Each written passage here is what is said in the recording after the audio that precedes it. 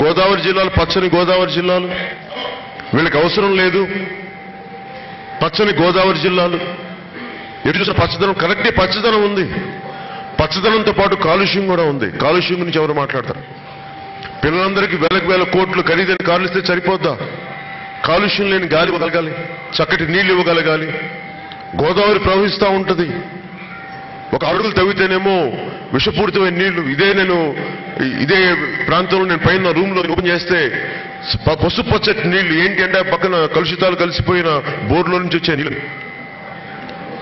బోర్డులంతా recycling చేయాలి. ఇక్కడ బోర్డులంతా మంచి పద్ధతులు, బోర్డులంతా అభివృద్ధి పట్టుకు రావాలి ఇక్కడికి.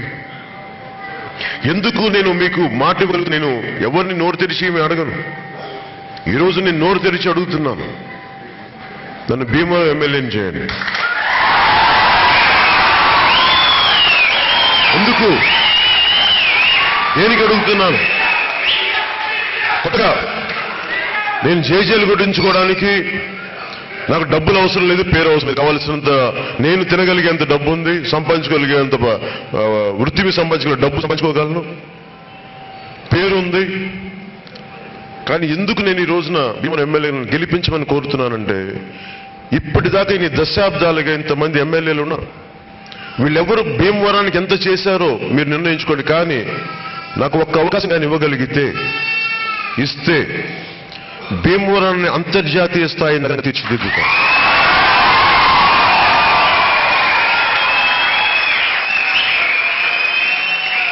నాకు ఆవేదన ఉంది. రెండవ పటోలి భీమవరం నర్వ్ పాయింట్. ఇక్కడ ఏమి జరిగినా ప్రపంచంలో ప్రతి మూల ఎక్కడో చోట స్పందన ఉంటుంది. అంటే అంతమంది అంత ప్రభావితం చేసే ప్రాంతం. మనం ఇక్కడ ఏంటి ఉంటుంది, ఇక్కడ మంచి చేస్తే దీని ప్రభావితం అన్ని చోట్ల ఉంటుంది. నేను గంగరాజు గారిని గెలిపించాను, ఇక్కడికి వచ్చి వారి తరపున ప్రచారం చేశాను. తెలుగుదేశం నాయకుని ఆ రోజున గెలిపించాం. ఆ రోజున ఈ రోజున నేను నోరు తెరిచి అడుగుతున్నాను, నా కోసం కాదు, మనందరి కోసం, మన బిడ్డల భవిష్యత్తు కోసం అడుగుతున్నాను. ఇందాక మన క్రీస్తు మత ప్రవక్తలు మాట్లాడుతూ,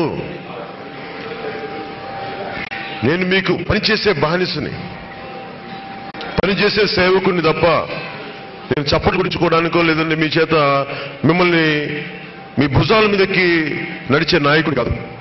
నేను మీ సేవకుడిని. ఎందుకంటే నేను ఎందుకు చెప్పగలనంటే, నాకు నిజంగా క్రీస్తు నుంచి నిజంగా ఏదైనా నేర్చుకోవాలంటే, క్రీస్తు జీవితం నుంచి నువ్వు ఎలా సేవ చేయాలో నేర్చుకోవాలి.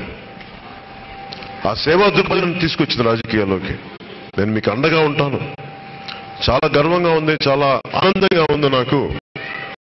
అల్లూరు సీతారామరాజు గారి విగ్రహానికి దండేసి, అంబేద్కర్ గారికి విగ్రహానికి దండ వేసి 1 కిలోమీటర్ ఎంతో నడిచెళ్ళి నేను ఈ రోజున నామినేషన్ వేయడానికి